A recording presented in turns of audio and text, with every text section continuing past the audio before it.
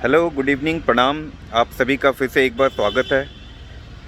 जैसे पिछले वीडियो में मैंने सूर्य देव की बात करी थी, तो आज पूर्णिमा का दिन है और अभी इस वक्त पे, इस समय पे चंद्र की होरा चल रही है, तो मैं चंद्र देव के बारे में बात करूँगा। सूर्य और चंद्र आप जानते हैं, जिनके वजह से हम दिन और रात एक्सपीरियंस करते हैं, और सूर्य देव की तरह चंद्र देव का भी हमारे जीवन में बहुत बहुत महत्व है। और इनके बारे में अभी थोड़ा मैं आगे आपको और विस्तार से बताऊंगा, लेकिन उससे पहले मैं ये बता दूं कि चंद्रदेव की उत्पत्ति कैसे हुई। तो there are many theories as per science. अगर हम बात करें तो साइंस कहता है कि around 4.5 billion years ago there were around 20 planets in our solar system, and one of them called Theia, Theia collided with Earth, and due to this collision moon was born. अगर हम शास्त्रों की बात करें तो शास्त्रों में हमारा जो अग्नि पुराण है, अग्नि पुराण कहता है कि ऋषि अत्रि थे, जो कि पहले ब्रह्मपुत्र कहे जाते हैं। एक मानस ऋषि थे। ब्रह्मदेव ने जब ब्रह्मांड की रचना कर रहे थे तो सबसे पहले मानस ऋषियों को बनाया। उसमें से एक मानस ऋषि थे अत्रि ऋषि, और उन्होंने अनुसुईया से विवाह किया, जो कि दूसरी एक ऋषि की पुत्री थी, और उनसे चंद्रदेव का जन्म हुआ। अगर हम पद्म पुराण की बात करें तो पद्म पुराण से में ये लिखा है कि एक बार ब्रह्मदेव ने ऋषि अत्रि को बोला कि जाओ और सृष्टि का विस्तार करो। तो सृष्टि का विस्तार करने के लिए अत्रि ऋषि ने बहुत घनघोर, बहुत कड़ी तपस्या करनी शुरू करी, और उस तपस्या करते समय उनके आँख से चंद कुछ आंसू कह लीजिए, पानी कह लीजिए, उसकी बूंदें गिरी। तो ये बूंदें गिर रही थी तो सभी दिशाएं जो हैं, सभी दिशा स्त्री रूप लेके और उस बूंद को अपने अंदर ग्रहण किया, इस उद्देश्य से कि उनको पुत्र रत्न की प्राप्ति हो। लेकिन जब उन्होंने उन बूंदों को ग्रहण किया तो उसके तेज को वो संभाल ना सकी और उन्हें छोड़ दिया, उन्हें निकाल दिया। तो जब उन्होंने निकाला तो उन बूंदों को ब्रह्मदेव ने उसको चंद्र की संज्ञा दी और उन्हें इस यूनिवर्स में स्थान दिया। तीसरा एक और पुराण है, अभी मैं थोड़ा सा नाम मिस कर रहा हूँ उसका, लेकिन उसमें ये लिखा है कि जब समुद्र मंथन हुआ तो उसमें 14 रत्न निकले। उन 14 रत्नों में से एक रत्न चंद्रदेव थे।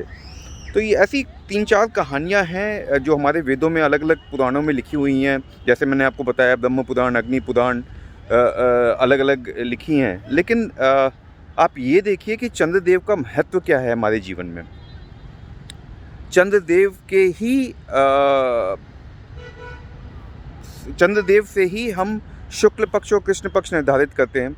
15 दिन, if we compare it to English calendar, तो 15 दिन फोर्टनाइट जो है वो कृष्ण पक्ष होता है, 15 दिन शुक्ल पक्ष होता है। तो जिस समय हम इसको इंग्लिश में वैक्सिंग और वीनिंग मून भी कहते हैं। तो इस तरीके से शुक्ल पक्ष का निर्धारण होता है जहाँ पे चंद्रदेव प्रबल होते हैं।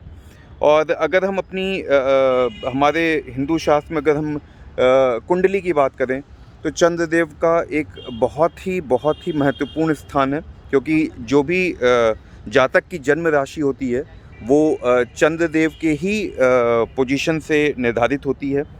और चंद्रदेव हैं क्या? देखिए, Chandradev in English it is called lunar, and when you extend lunar the next term is lunatic.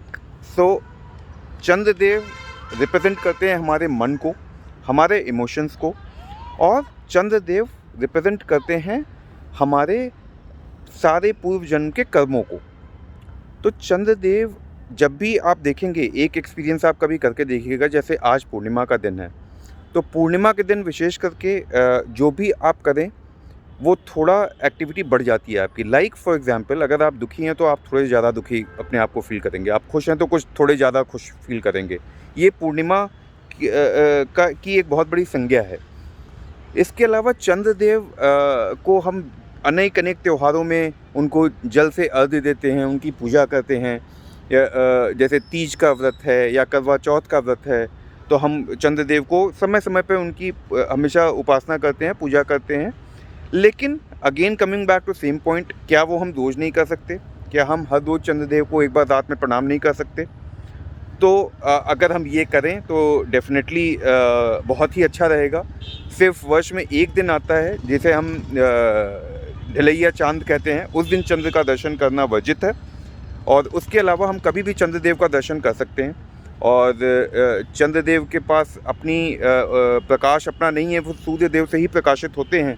लेकिन चंद्रदेव हमारे जीवन में जो प्रकाश लेके आते हैं, जो इस पृथ्वी पर प्रकाश रात्रि बेला में देते हैं, और जिसकी वजह से हम रात्रि और दिन का निर्धारण कर सके हैं, और जिनके आशीर्वाद से हम अपने इस सृष्टि का संचालन कर रहे हैं, इस पृथ्वी लोक पे सब कुछ चल रहा है। तो चंद्रदेव का एक बहुत ही विशेष महत्व है। और जैसे मैंने अपने लास्ट वीडियो में सूर्य गायत्री मंत्र का बोला था, उसी तरीके से मैं आप सबको चंद्र गायत्री मंत्र सुना के बताऊंगा। और अगर आप हो सके तो इसको प्रैक्टिस करिए, और जब भी चंद्र पूर्णिमा हो, जब भी चंद्र की होरा चल रही हो, तो उस समय इसको अगर आप पढ़ सकते हैं तो ये बहुत अच्छा रहेगा। चंद्र गायत्री मंत्र इस प्रकार है। ओम क्षीरपुत्राय विद्महे अमृतत्वाय धीमहि तन्नो सोमः प्रचोदयात्। धन्यवाद, चंद्रदेव को प्रणाम है।